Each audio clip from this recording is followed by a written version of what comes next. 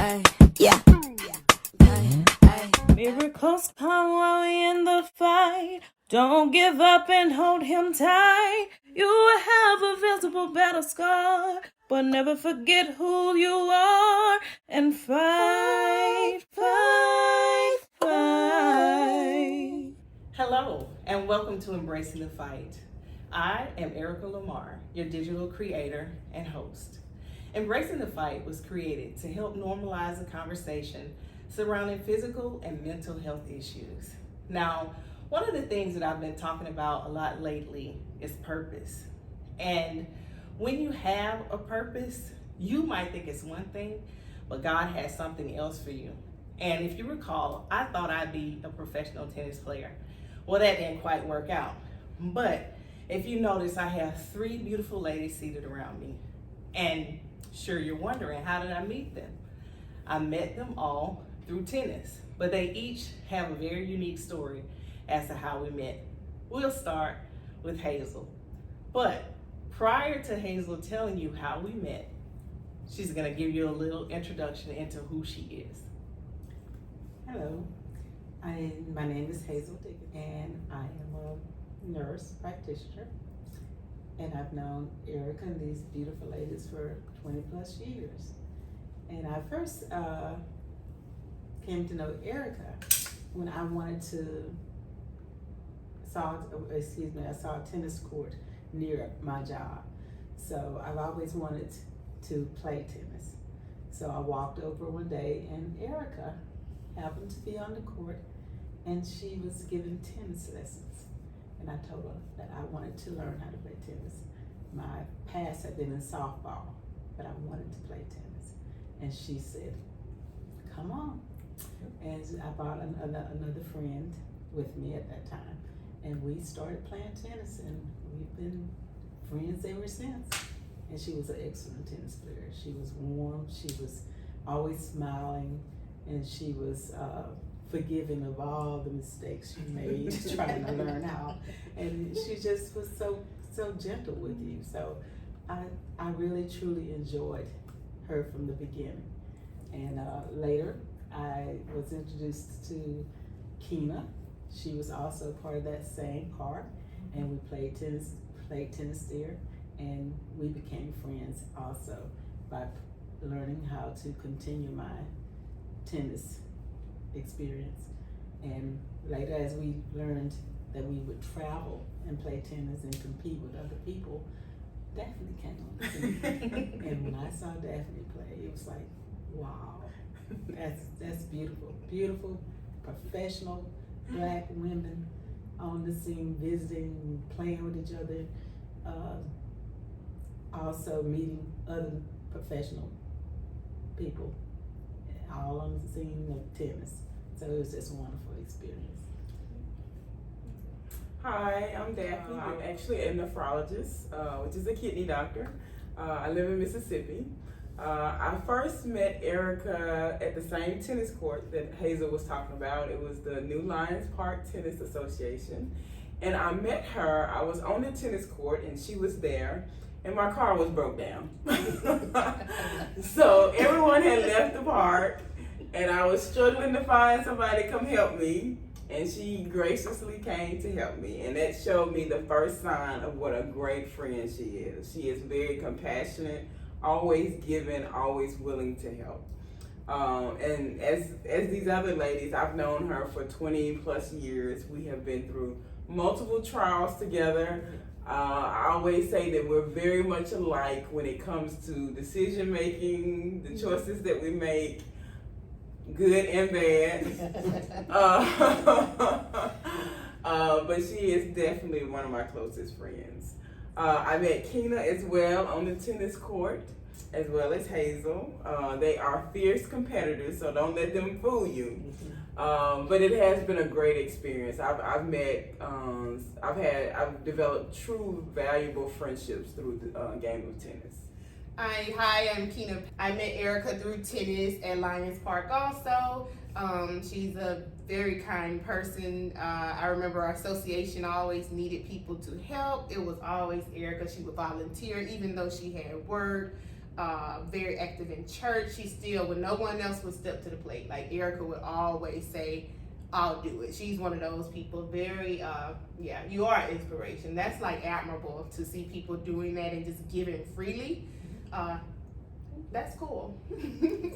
I met Hazel through tennis, very competitive, fun person. I really enjoy Hazel. Same thing with Daphne. We just met her at the tennis court, and just good people play tennis. You know, you meet some really nice people who are genuine.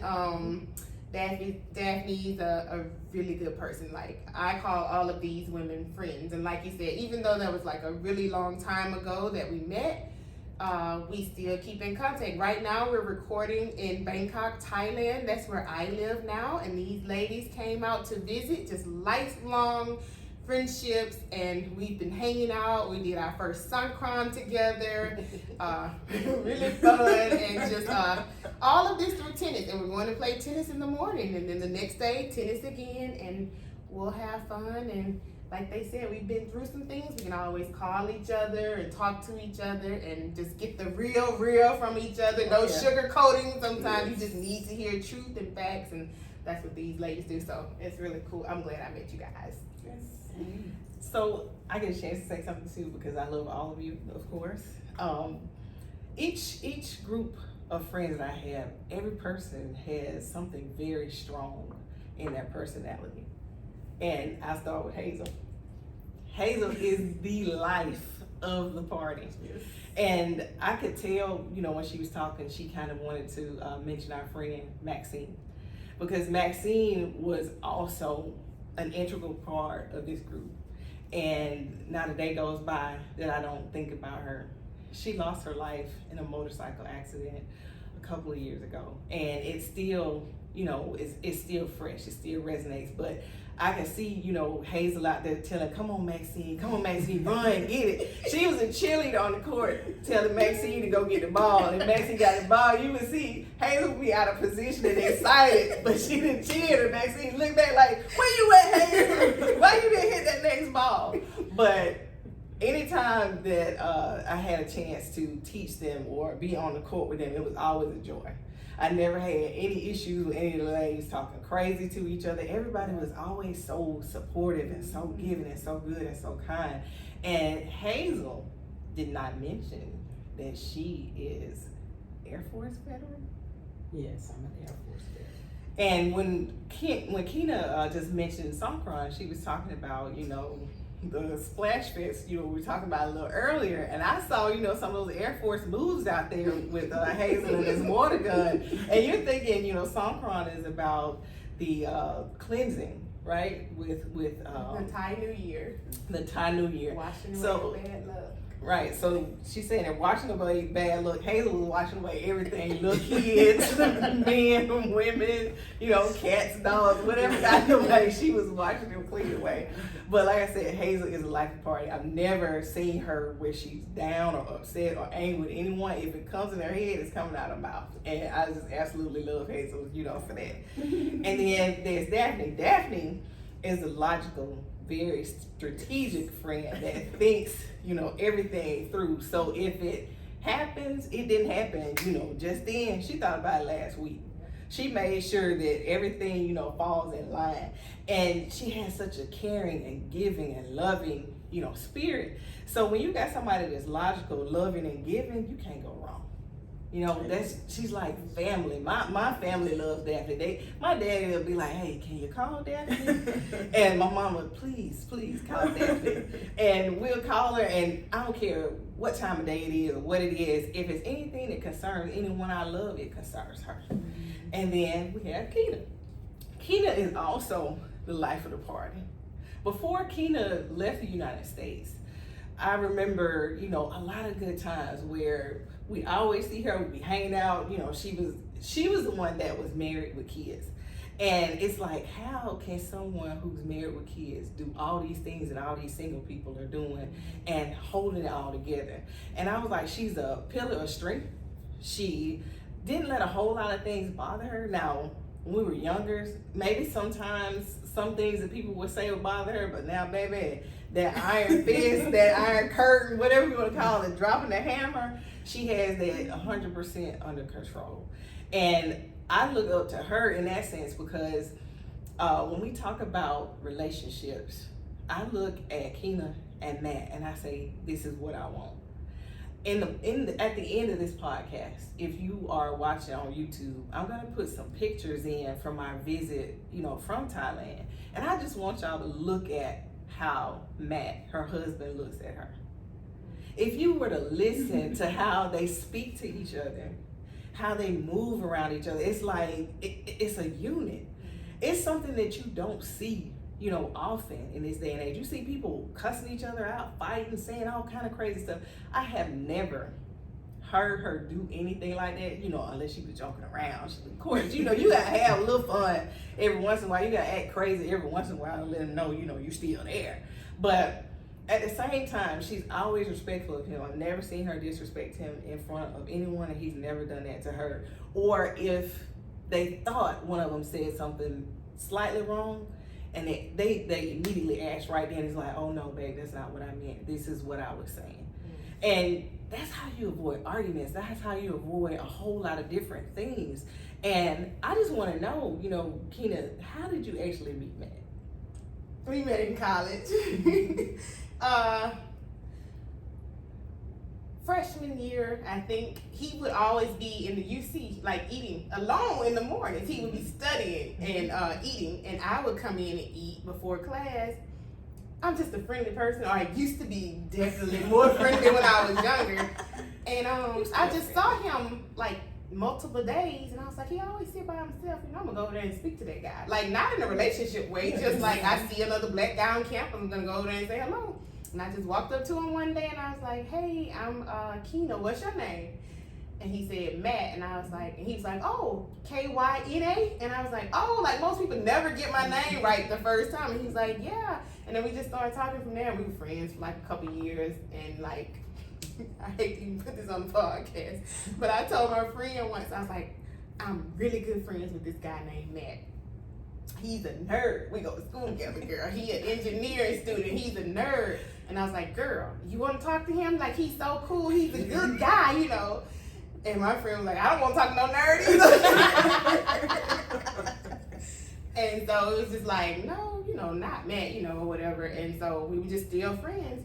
And then I broke up with Kelsey dad, my oldest child's dad. And we were talking one day, and I was like, yeah, I'm single. And Matt was like, yeah, I'm single. And he was like, I've always liked you, but I would never hit on you because you were dating somebody. But and we were just talking, and I went home that night, and I was like, Matt, I never thought about Matt. I just never, in that whole time, never thought about Matt like that.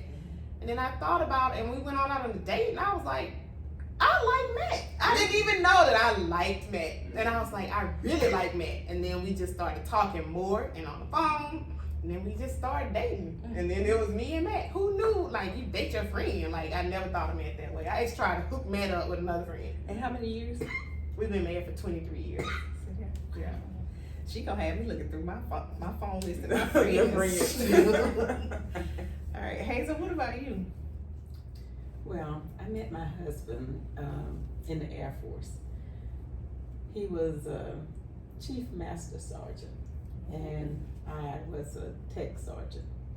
And at that time, the Air Force had rules where, the rank of his hierarchy did not fraternize, as they call it, with Tech Sergeants and below. But being the chief that he was, that rule was not followed. But anyway, we started dating, and years later, not then, but we eventually got married, and it's been 20-something years ago. Wow. So we've been together for that long, and he really knows, very attentive to the things I like and I don't like, and I think and he's one thing that really made me very attracted to him was his sense of humor. Mhm. I love a man that can make me laugh. Okay. So that's why we've been together probably as long as we have. Okay, so I need to look at my friend list and the people I work with. That's what we got right here. So then you got me and Daphne, you know, we're on the opposite end of the spectrum. You got two ladies that have been married, you know, for years, that have had successful relationships, they have children, they have businesses, they're doing all these different things and they're thriving. Not saying that we're not thriving, you know, as single women, but we're not married and we're just at different stages of that. And Daphne, I just kind of want you to talk about, you know, what stage are you actually in right now? Well, it's kind of interesting. I'm kind of at a point where, so I've been married and divorced for about 8 years now. And I have dated since that time. Recently, I've realized that I'm in a period of self-discovery, trying to figure out what works best for me, what's important in my life in reference to my next mate. You know, a lot of people, once you get out of a relationship, they say, okay, you need to hurry up and get under another one. But for me, I feel like after each relationship that ends, that I have to do self-discovery again. Basically trying to figure out why it didn't work, what my part of it was, you know, compared to what, you know, their part of it. But right now, you know, I'm not really in search of a mate. I'm just trying to search myself, self-discovery, and trying to figure out again where I am in my life, what my next direction is, what my goals are, and really the person that I'm seeking to share the rest of my life with. You know, a lot of people say, you know, I'm over the age of 40, so it's very difficult to find someone at this stage. And then, you know, the question comes, okay, would you get married again? And so I'm at a stage where I just don't know if that's something that I need. You know, I may be okay with just companionship. I'm not sure yet. So that's part of my self-discovery as of where I am now. So. Okay. Well, in my case, I know you all have listened to my podcast and you've heard my story about the, I always say, you know, failed marriage. And then it was interesting when I mentioned that, you know, to Kyna when we first got here, you know, Bangkok, we were talking about it, and I was like, yeah, had a failed marriage. And she said something that rang so clear to me. She was like, it wasn't a failure on your part at all. And it's like, I always would sit there and say, you know, what could I have done different? And I had made a list of things, you know, how you do the good and does it outweigh the bad? It was so much bad stuff on the paper. It was like, let me just ball this up, you know, because the good that I had done versus the bad that was done in the relationship, I was like, there was no way I should even stayed as long as I stayed. So I've been divorced now 5 years. And in that 5 years, I have decided that I do want to get married again. And I still have hope, even though I'm over 40, of having a child. And that's another conversation that we had. I won't be unfriended by Kyna because, you know, I won't be free if I bring a little baby around. I'm not free to travel no more. I can't be the cool friend no more. Just got a baby for the next 18 years. I might be invited to stuff. I don't know. I haven't given Manny, no. But the whole thing is, I listened to the two ladies on either end, Hazel and Kyna, and it gives me hope. Because even though they did it when they were much, much, much younger, there has to be somebody out there who went through something like what Daphne and I went through. That was a guy. He wasn't necessarily yoked up with the person that he should have been with. And now that guy is out searching for us. And with the way that dating has changed, it feels like we're so much harder to be found.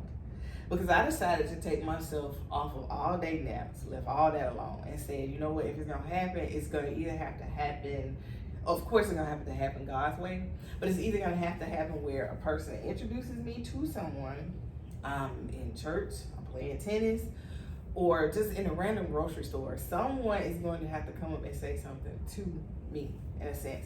Now, like how she said she was Matt's friend. You know, she sat at the table, she talked to him, all that. I know some people that, you know, I wouldn't mind getting to know, but the question is the way that dating is now. It's like, you hear people, I hate it when I hear people say, oh, girl, just shoot your shot. It's like, why you shooting at a goal that's not there?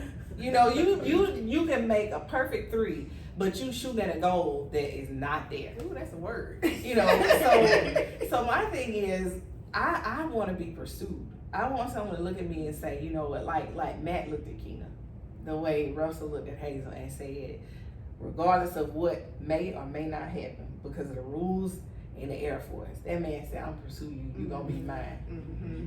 And even though Matt didn't know he was a nerd,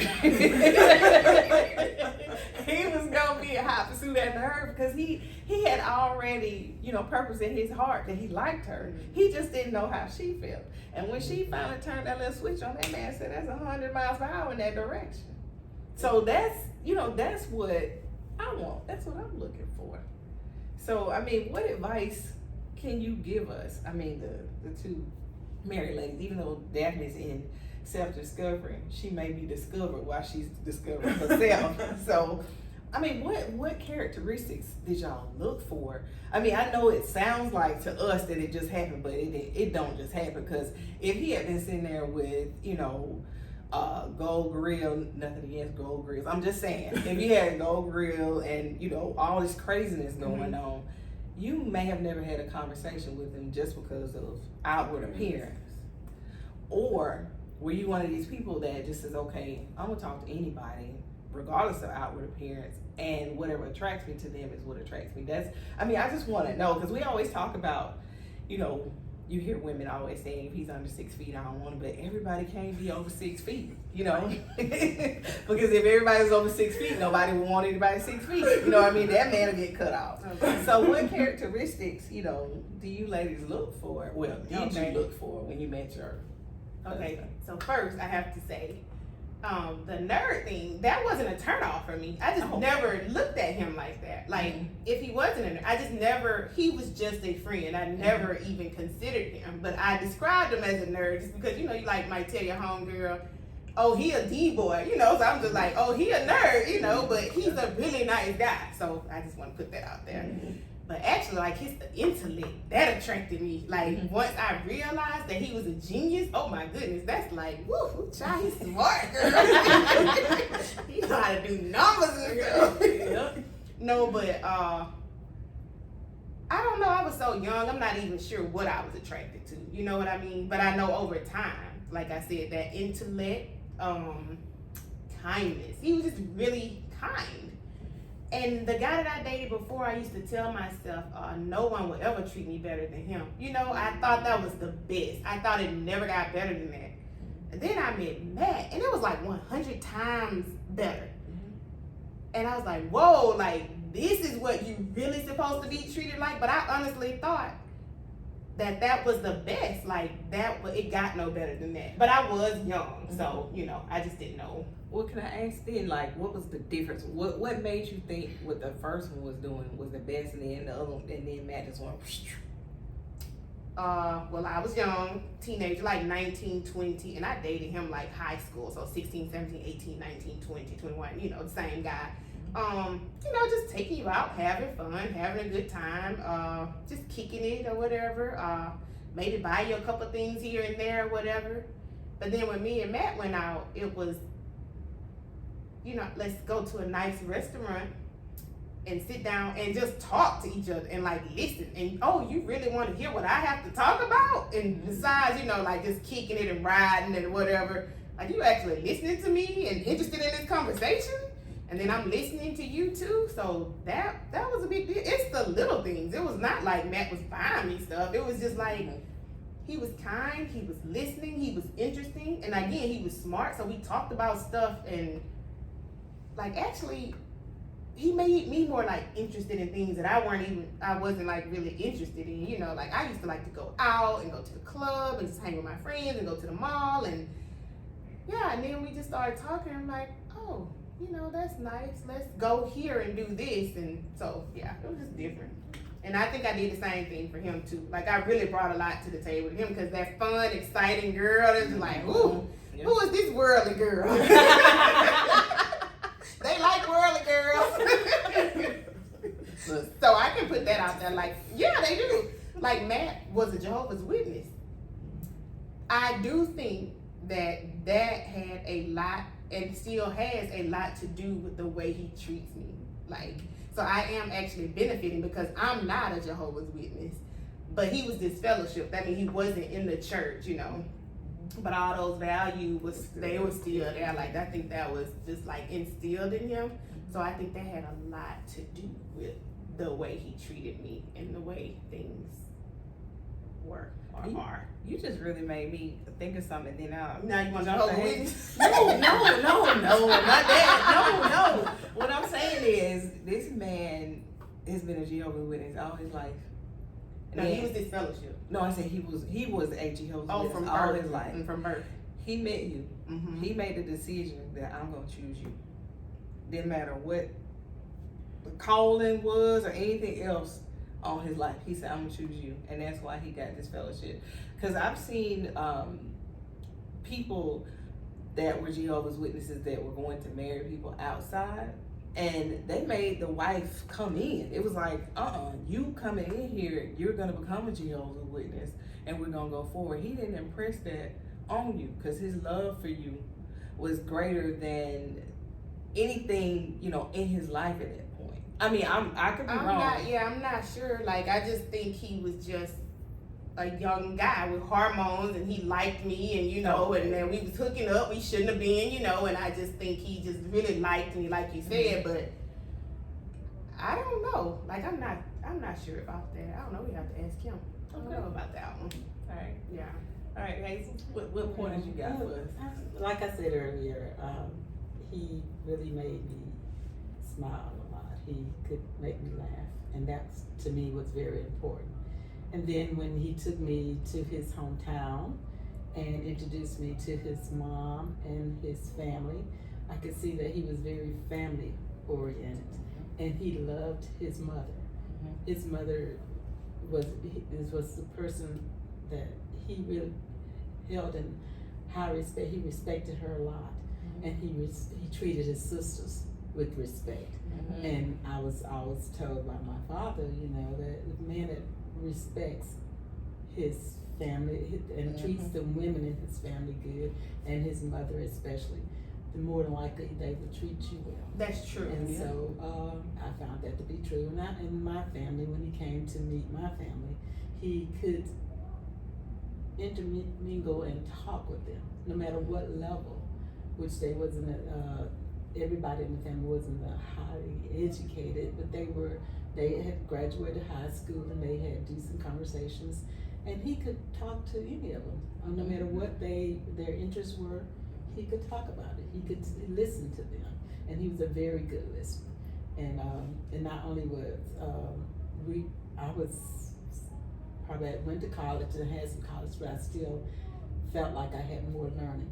And he would always pay attention to things that I needed to improve upon. And he would not say bad things in that way, but he would give me things to help me better myself. And he would work with me and help me in my efforts to improve myself, whether it would be my military career or my job career. He was always looking out and spending time with me, and I grew from that. And he always had my best interest in mind, and he's not the type to just think a woman should do all the cooking, all the cleaning. He helps. He does that. You know, I work all day and he'll cook. He'll bring me breakfast or something like that while I'm working, and he just was. He kind of like meets me halfway, and I think that's important, and I feel like you have to be what they look at is. You're the woman, this is your job. No, this is our job to make this work. Together. Yes. Definitely. And one other thing about him is that I was never able to have a child, but I wanted one. And I was able to kind of get a chance to maybe adopt a child. And he was all in for it. That's what I amazing. wanted. You know, he wanted. And he, to this day, I mean, he's been probably a big part of helping me raise my daughter. And so we raised her together. But he was all in for it. Again, what I wanted made him happy. And we were happy together. It's important, you know, if you want singing, they care about what you want just as much as what they want. So I always look for that, ladies. So- You know, so someone that- that just want to meet you halfway. So Daphne, with that, you know, we supposed to be taking mental notes because that was some good stuff. Have you sat down and made a list to say, okay, I had this the last time and I don't want nothing like this. This is what I want in a man. And then when you start seeing, well, even though you're doing self-discovery, you start seeing someone. Are you looking at that list and checking those things off? And when you start hitting certain things, you say, the heck with this, I'm not wasting any more time. What are you? That's a good idea. That's a good idea. I have not done the list. I have talked about doing a list, but I have not. I don't know why. It's probably because I'm not ready. And when I really get ready and focused, and not necessarily focused, but I just feel like I'm not there yet. You know, maybe once I get to that point, then I will make a list. But there will definitely be things that I will not accept. Right. So in previous relationships, there's things I accepted for way too long. I think that was more of, I don't know, I think that a lot of times the way you are in relationships is a reflection of what you see in your families. You know, my parents have been married, they'll be married for 50 years this year. And it was always instilled in me that, you know, family is everything. You fight for your marriage, you fight to stay together. And my parents, you know, have a wonderful marriage. But I think that also in my mind, in my previous marriage, I was saying, okay, I gotta keep fighting, even though things were not right. And I should have stopped fighting. I should have stopped. And I did. So yeah, there are definitely things on the list that, you know, in these previous relationships that I would say, okay, no, I won't tolerate. So I haven't done the list, but one day I will, when I'm ready. I'm just not there yet. It's interesting that you say you hadn't done a list. I started a list, and then I meet people. I'm like, well, you know, that ain't gonna work. But then I start adding to the list. I said, I'm gonna have a book. You know, after a while, especially, you know, after listening to y'all, because I'm like, yeah, that's good. I need to do that. I need to do this. And I'm like, wait a minute, who am I trying to marry? Jesus? You know? So I know that I will never meet the perfect man because I myself am not, you know, the perfect woman. But I want someone who is going to love me perfectly. Even though, you know, I'm imperfect and we are imperfect. But I can sound like the perfection that these two ladies have at either end of the table. So not perfection, but however, it's really, really, really good. And just listening to you made me think about unconditional love is like waking up and my hair not looking like this. This is done. Whether you believe it or not, it's done. But just when it's matted, like you were talking about your Frederick Douglass look, mine is, I'm like, okay, if you're Frederick, then I'm like Nat Turner. I don't know, you know. You said you was Harriet. Yes, I am. Like, and I love every bit of it, but just thinking like of a person, because I think about people who feel like they can't just be themselves totally. Like you wake up and I just don't do makeup and I just don't do, and he just, you know, a person look at you and still say, oh, you're so beautiful. Like they can just see you for who you are. Every roll, every stretch mark, everything, and they still want to grab it and just be like, oh, you're so beautiful. Even when you don't feel like it. Like that's real love. Like you don't need to like do anything but just be you. Like even in all of your flaws, just you. Like I say crazy stuff all the time, you know, and he'll call me out and be like, Kyna, that's crazy, you know, but still like you love all the crazy too, you know what I mean? Like you don't have to fake. I think if you can't be yourself If you ever feel like you have to walk on eggshells, especially with a man, he is not the one. If you feel like if I do this, he'll get upset. Like, no. If he gets upset, he should just be like, oh, well, that upset me, and this is why. And then you talk it out. But if a person is like talking at you, it's a red flag. It's a no go. Every time, no. What do you think, Hazel? Exactly. You are absolutely right. Yeah, I agree. And I don't know why this is coming back to my memory, but you remember that, I don't know what street it was, but it was in Birmingham. Kelsey was in college. And it was at the Sam's Club. I just don't remember what road it was. I was meeting y'all over there to give Kelsey some books. I remember that. And you asked me, because I had told y'all that I was engaged. And the first thing you said, Matt was like, you know, okay, congratulations or whatever. And he was like, if he ain't right, don't do it. She was like, Erica, you need to, you know, find somebody that's really gonna love you and treat you right. And if you got any inkling that you shouldn't marry him, say all that? yes, you said, you was like, don't do it. And I was like, well, darn Lord, did you see her say that? You know, because it just came out the blue. I'm like, I just give her these books. But then, you know, things were happening. And I was just like how Daphne was talking about her parents. My parents been married 53 years this year. And I was in that same, you know, mindset that, okay, you know, now I'm engaged and maybe, you know, it's cold feet, you know, because he was starting to do things a little bit differently. He started to move differently. But then when we got married, it was like I couldn't be myself anymore. My hair was starting to fall out. I was gaining weight. I was sick all the time. I even had to have like a heart cath. I had all these things going on, and I went to the doctor. My doctor, his name is Dr. Cornelius Meadows. I will never forget. We went in the office, and Anthony went in there with me. And the doctor was checking everything. He had been my doctor for 10 years. He said, you never had high blood pressure. What's changed? I said, well, you know, I got married. Get rid of him. I said, you notice him right here? I said, this is him right here. He said, I'm your doctor. I'm just giving you advice. He was like, he was basically saying, I can give you this medication or you can get rid of him. It was one or the other.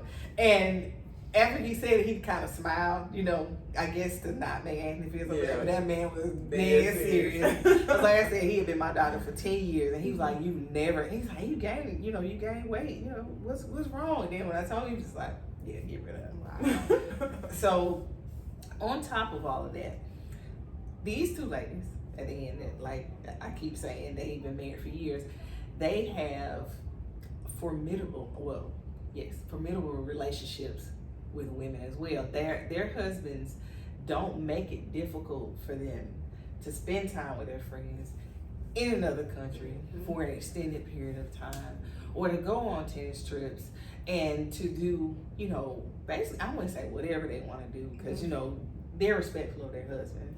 They'll do, you know, what's within reason, and they communicate and they talk and things of that nature. How do y'all decide what type of women you want to bring into your circle? I mean, was it by happenstance, or I mean, do you sit and observe people like, oh, she get on, I don't want to, no, I can't have her around me, or ooh, every time I see her, she in, you know, this man's face or that man's face, and I'm married, I can't have single friends, but y'all have single friends. And people always advise married women not to have single friends. So, first question, how do you choose your friends? Second question, how do you remain friends with people that are single?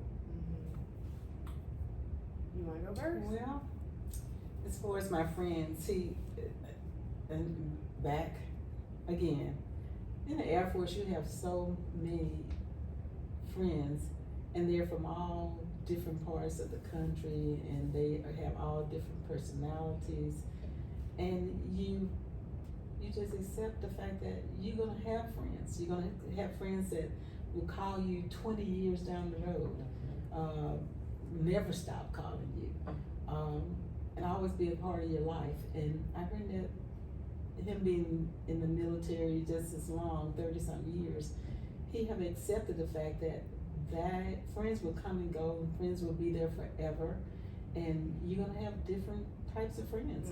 And he's never, true to this day, even males will call me and we will talk and he knows who they are. He's heard their name because he's there, right there next to me. We're talking on the phone, and he doesn't say anything, you know. And I'll get off the phone. And I'll probably tell him what we just got through talking about, or why I was laughing, or what I was laughing about, and you know, he'll probably share some comments or ask some other question, and then maybe he'll just listen and not say anything. But that's one thing, we don't have problems with the fact that we have friends. Yeah. So that makes it fine. Nice. And I think it's a red flag if they don't want you to have friends. like that's one of the controlling issues. Yes. So first, Matt is my best friend. Like that's my role dog. Like your partner should be your best friend. Like as much as I love all my girls friends, like as soon as I hear anything good news, that's the first person I'm telling. That's the first person I'm like, hey, this. I talked to a friend once and I was like, yeah, we're gonna have a good time. We're going out. We're gonna go to this concert. And I was talking about Matt, and she was like, "You have a good time like that with your husband?" I'd be like, "That's like the best friend ever." Like they laugh at your jokes, you laugh at their jokes. Like it's like really good. But like that's a control issue. If anything, if he really loves you, he wants you to have friends because they want other people to bring joy into your life too. And he, you know, some husbands be like, "Call Daphne," you know what I'm saying, or call Erica. You know, like they want you. I feel like a good man want you to have friends. So yeah. And then as far as Matt go, I mean, y'all know, y'all got here like 2 or 3 days ago. He been everywhere with us. Like, I have another friend who's like, if that was my husband, he would like go in the back room and close the door and be like, "You ladies have it," you know, not in a bad way. That's just the way he is, you know. I don't want to hear all that, you know. But no, like wherever we go, he's been going. He's securing who he is, and we can still like hang out with you guys and hang out with each other, and I don't have to be under him. And another thing is like you talking about how you choose friends. I just choose a person that I like. If I like them, it has nothing to do with me. I'm my own person. My friends shouldn't have anything to do with him. That's just me and you. So if I like you, which takes a lot, but if I like you, then I like you. And no man gonna tell me who I can be friends with. That's crazy to me. Like, I don't know about other people, but ain't no way you gonna tell me who I can hang with. Like, I don't understand stuff like that. No. But anyway, so if I like you, I like you. And if I like you, I'm a pretty good judge of character. I bring you around Matt. I play by a whole bunch of things. But that's not one. That ain't one of them. That ain't one. No ma'am. I just can't see anybody like saying this is a good guy. Like I don't think you can just feel energy. You know if a person not right. Yeah. I think you know if a person not right. Then you wouldn't.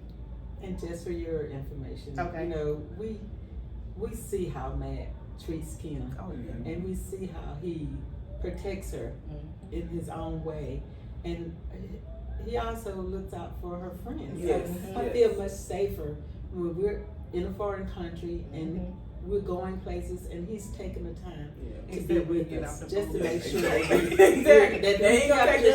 those moments, those pictures that he's still taking of us enjoying each other, and he's taking those pictures. You know, you don't have to, but he's right there knowing that this is a moment that probably needs to be caught on camera, and they share them with us, and we enjoy and we laugh about them, but. I'm sorry, I don't think I could accept anyone else in your life. So make sure that you're not good anybody else. No, we solid, we good.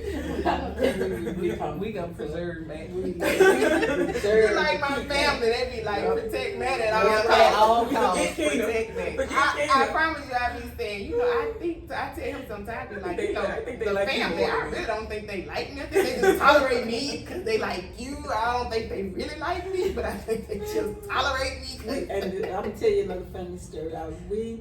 When Kyna told us that she was gonna have to go to Thailand, Matt was gonna go to Thailand. His job was transferring him over. We have another friend that wasn't able to make our trip, and her name is Robin. And Robin, Kyna was telling us about Matt having COVID, and she said that, "Oh, I'm gonna be away from my family, and that's so far away. I'm not sure if I want to go." And Robin says, "Okay, don't go with him. If you don't go, somebody gonna go. Susie gonna go with him." You know how that thing right away. You don't go, Susie gonna go. That's good advice, Robin. Yeah, she was looking out for Matt as well as Kyna. So, Exactly. Yeah, I don't Robin. but I don't know, like, what about friends? How do you choose friends? Like, just because you're not with the guy, like, you know, you still have, like, friends are, like, very, very important, especially at this point in our life. Yeah. So honestly, I'm gonna tell y'all exactly, you know, how I did it. So before I left for college, I had friends and stuff, you know, from high school that I kept in touch with, but I didn't have a bond with these people. Like, right now, if I were to go home and I see them, you know, it's all love. I could go to their house, we can hang out, but we don't have like any history. I mean, I may have known you since kindergarten or first grade, but what did we do to build a friendship? The reason we were friends is because we were around each other. So when I got to college, I prayed. I said, Lord, I'm embarking on a new journey in my life. Surround me with people that will protect my heart. People that will love me, that will build me up, that will believe in me. And if I call for them, just like they call for me, we'll always be there for each other, no matter what. I need friends, Lord, that's gonna love me unconditionally. Even when I get in my stupid ways or I do something, they're like, why in the world did you do that? They still are gonna try to help me get out of whatever it is. And after I prayed that prayer, that's when I met Tiffany. And then after I got out of school and moved to Mobile, I said, well, Lord, you know, the prayer still stands. You know, I still want to bring people, you know, to me that's going to love me unconditionally, because I have that kind of love, you know, to give, because I'm going to go to the end of the earth for you. Regardless, if, for instance, if I got $5 and you need $4.95, I'm walking away with a nickel. So having that, you know, in my heart, I was like, I know God's not going to bring me anybody, you know, who's going to harm me as a friend. And when I prayed that prayer, he made her car stop working. He made her stop wanting to play, well, not really stop playing softball. She was saying something about her knees, and I think it was your elbow. It was something that was bothering you. You and Maxine both. Y'all were saying, you know, yeah, Maxine was still trying to get out there and swing that bat. But Hazel was like, you know, I don't want to do that as much. I need something that's a little gentler, you know, that I can learn. So he was taking the love for softball out of her system and replacing it with tennis. And he knew that was something that I did well. So he said, okay, I'm going to send, you know, her. And then with Kyna, it was a little different, because she was on a team. And I didn't know where to start, you know, because there was another lady, I won't say her name because what I'm about to say is not going to be really nice, but there was a team and she basically didn't seem to want me on the team, even though I was a good player, because she wanted to play like with Daphne. Okay. So Daphne was on the team, Kyna was on the team. It was a 3-5 team. And it was like, she was one of the most welcoming folks, and she was like, well, I'll play with Erica. And it's like, okay, you know, I didn't care, you know, who I played with, because I said, I want to get to know these folks. Daphne said she would play with me, but she was already spoken for. So when Kyna said she would play with me, not one other of those ladies said, I want to play with Erica, until after they saw me play. Kyna had seen me hit a ball. And I said, if this lady is willing to get out here and get her eyes beat out, if I can't play, you know, I can get to know her and go the distance with her. And then here her daughter is, you know, outside the fence, little Kelsey out there cheering, you know, and Matt with the water and everything. And it's like, okay, this is good, because here's someone that's settled, and here's someone that loves tennis. That's, after I moved from Mobile, she took on that kids program and it grew. I mean, it blew up. So it was like I could see all of this stuff in her heart. And I didn't even know her. I'm talking about first meeting her, she was like, I'm a rebel. I'm gonna play with her. I don't care if she's playing or not. And from that, I said, okay, God, thank you for giving me those, you know, that you gave me. Thank you for placing these people in my life. And if you notice, I don't have no friends that say, oh, I just met her a year ago. I just met her 2 years ago. Yeah. When y'all meet people that say they know me, oh, I know her 20 years. I know her 15 years. Not that I'm saying no new friends, anything like that. I'm saying that the prayer I prayed, God has proven to me that his word won't return void.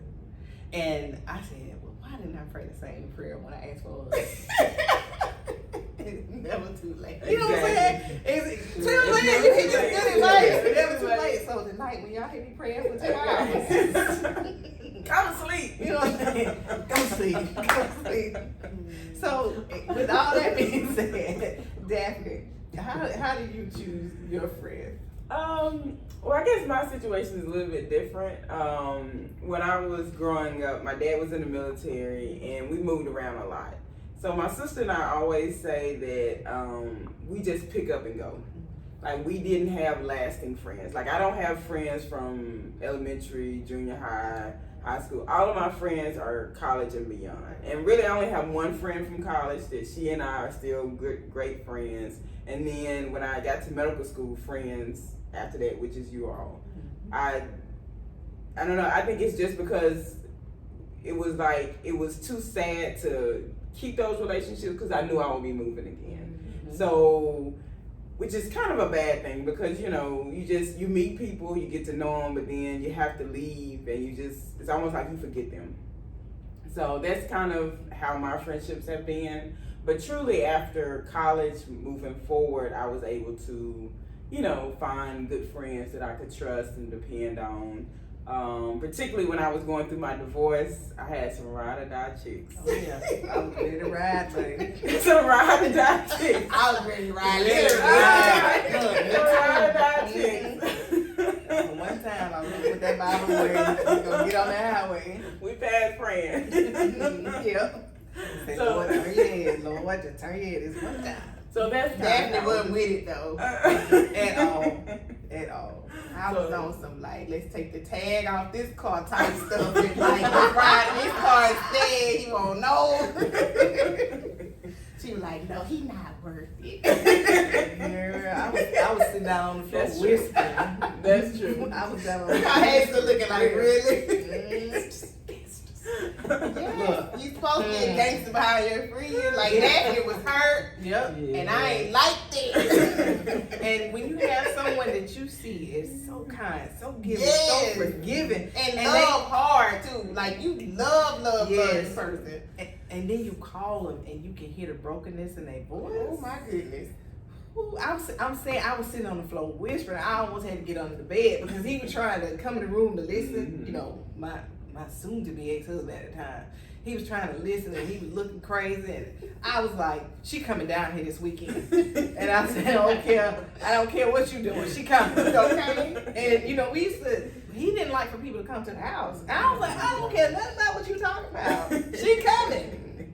So Thank you. with all that, being said, we've given you a look today at what it looks like to have healthy marriage, to be going through singleness, and to have people that surround you, that love you, that are giving such jewels and gems and nuggets that we can take, as single women as we go forward, whichever path we decide, to take, either discovery or, And marriage. you give. I just want you to know, just single people give too. Like, Oh, you yeah. give us a lot of knowledge, and again, y'all inspire us too. I just had to throw that in there too. Yeah, go ahead. Okay. Yeah.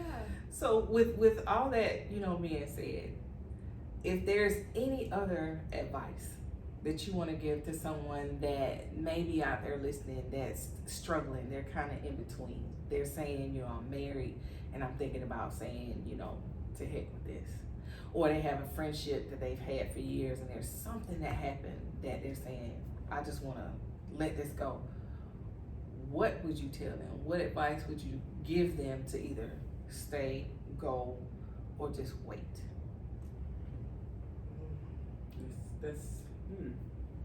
I would really tell women that have been through a rough time that don't completely lock the door on everybody else just because you've had a truly bad experience with one or two people. Just don't do that because you might miss your blessing. And you do, as Erica says she's going to do and probably has already been doing, pray for a good person to come into your life. And just be careful, but don't totally lock the door. Okay, shut the screen door and put the latch on so you can look and see, get your glass door. Granddaughter. And peep out of it. And peep out of it, but you know, don't just totally lock up. Don't put the deadbolt on the door. My door open. My door open. Okay, thank you. Okay. Well, I will say, I believe in high expectations. However, be careful what you put on that list. One of my best friends met a guy who had 5 kids and was divorced. And her list did not have a guy with 5 kids on it and divorced. And they've been married for like 8 years now. Matt is a great husband. This man is an amazing husband, like one of the best people I know. And she even like just say he's just amazing. Like he is just gentle, kind, nurturing. Well, 5 from his previous marriage, and then 1. Well, she had 1 for her previous marriage, so that's 6 kids. Plus they had a baby together, that's 7 kids. Wow. And just amazing. She's an amazing wife, but he is an amazing husband. So people are like, oh no, he got kids, like a great father, just a great, I don't use this loosely when I say a person has a great husband. Like one of my favorite people, like how people say you and Matt are goals. He's a goal, she's a goal together. There are healthy relationships. I'm sorry, people love to say all men cheat and all men are bad, and I will just say in my marriage, we have not experienced that to my knowledge. So I don't think it's but I don't know what the future may hold, but we have not experienced that. And so I don't want people to think that all people do anything, because all people don't do everything. Like all women don't cheat, all men don't cheat. And yeah, so the expectations should be high. You should not settle, period. Mm-hmm. And I really just don't believe in taking shit from people. So you was like, no, I don't. Like no man about to treat me any kind of way, but no friend is either. Again, if you have to tiptoe around your words, walk on eggshells with people, and if a person talking to you crazy, nobody deserves it. Like why would you take it? I don't understand. I just don't. So I don't know. I wouldn't tell a person go or stay, but I would definitely say protect your mental health at all costs. If it's making you sick, or if you're not happy, because in a relationship you're not always gonna be happy, right? You know, like I don't mean that kind of frou-frou happy, like that's a myth. But I just mean like you wake up during the day and you should feel good. You shouldn't wake up and be like, damn, I'm next to him. You know, like it should not be like not every day. You know, every day. Maybe once a month. You know, not every day. No, I'll never feel that way. Like the most I'll wake up and be like, there he go snoring again. But I'll never be like, oh, this me. You know, no. If you feel like that, that's a red flag. Okay. You should just have joy and peace. Like, if nothing else, I just feel like life is short. Oh yeah. People, even friends, like we keep talking about men, but friends also, like those toxic friends. Yep. Let them go. I'm sorry, I can't do this. I need my mental space. I need to be happy for myself. I just want to play tennis and have a good time and drink and let's eat and be merry. Yeah. And you go through things, I listen to you as a friend. That's fine. But I just mean a friend that's just doing things that are foul, that stuff that might be like hurting you. Yep. That's just like I got time for that. Focus. Yeah. So I would never tell a person to stay or go, because I have no idea how a person decide how to do that. Right. But I do think you need to protect your own mental at all costs. That's my advice. Okay. What you got there? So I guess speaking from a mental standpoint, I was reading this book that talks about self-esteem versus self-confidence. And a lot of times people use that interchangeably. Okay. But it's really actually 2 different things. Like you can have self-confidence. I'm confident that if I want to do something or achieve something, I can do that. Okay. I'm very confident that I can do that. But when it comes to self-esteem, it's how you feel about yourself. And that is a reflection of how you allow people to treat you. And so I think from a relationship standpoint, from a friendship standpoint, that's very important to have high self-esteem. How you view yourself, how you view yourself in those relationships. And again, what you're going to accept and what you're not going to accept. And until you can figure that out And maybe you need to figure that out through not only your friends, but sometimes you need even more help, like a therapist. You know, I know in Black community it's taboo to have a therapist, but sometimes you just need somebody that's not biased, that can just listen to you. Because a lot of times your friends, you know, you have some friends, and I feel like I pride myself in that I'm not going to tell you should do this or you should do that. I'm just going to listen to you. You can ask me for the advice, but I'm not going to tell you, like when you decide you wanted to get a divorce, I'm not going to say, no, you need to divorce him. He ain't doing it. Right. I'm not going to do that. That's got to be your decision, right, because that's between you, God, and whatever situation you're in. Right. So I just feel like you should just, you know, like I say, through self-discovery, if you need to go further as far as, you know, your friends can't give you the answers you need, definitely praying, but even a therapist, just talking to someone. It just gets your mind together and clearer as to what you expect from a relationship and what you need. And it all goes back to peace. Like at the end of the day, if you're not happy and you don't have that peace, you just can't function, honestly. So what I'd like to add to that, even though, you know, we don't always think about this, there's one time that I would tell someone to get the heck out of there. Don't stay there. I don't care, you know, what's going on. If it's domestic violence. Okay. So y'all know my story. Y'all know that I had a period of domestic violence happen in my marriage. And I was sitting here going, now why in the world is this? I shouldn't even thought that. First time it happened, I should have been out the door. You know, I was like, it's my house, my name on the house. You get your stuff, you get out. Right. You know, I should have done it that way because it took time to heal from that. See, I'm 5 years later, I don't have the same fears that I had when I first divorced. So that would be the one time that I'd say, you know, you got to get the heck out of there. I agree. And then on top of that, like Kyna was saying, if it doesn't, you know, suit you mentally, you know, you need to be sitting down thinking about that because that overflows into your life. You know, that affects how you work, how you deal with your family, how you deal with your friends, how everything, you know, revolves in your world. If you're not right, you know, up here, and you're going to start seeing all kinds of stuff fail in your finances. You're going to see it in your relationships. You're going to see it in lots of different areas of your life, and you don't even realize what it stems from. Because if your peace isn't there, and you don't have someone that you feel like can love and protect you, you feel like you're on an island, and you're doing it all by yourself. And when that happens, you have high blood pressure can creep in, and you know high blood pressure is a silent killer. Yes. So it's like you gotta monitor these things. And I was seeing all of this stuff in myself. My hands would be swollen, feet swollen. I'm like, what is wrong with me? And I wasn't being loved the way I needed to be loved. But I stayed because I felt like I was obligated to stay.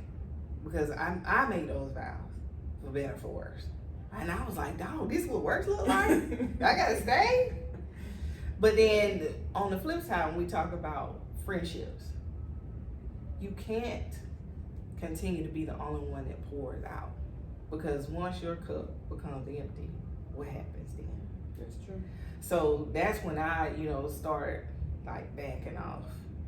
I started seeing the way, you know, that people move or the way that people treat me. For instance, this whole trip, Kyna and Matt have been amazing hosts. Imagine if we got in here and Kyna said, well, y'all on your own. You got somewhere to stay. Good luck. You would have been in a foreign country, wouldn't know how to say hello, thank you, you know, none of that stuff. And we wouldn't be able to get around. Well, I wouldn't say that.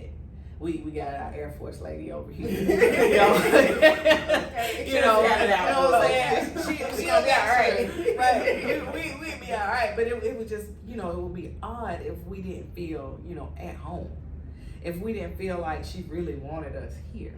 So you have those friends that just, well, we'll call them acquaintances because that's what they are. Associates. Friends, right. So those folks that are more takers aren't people that, you know, I would keep around me. That's when I would start to step back and separate myself.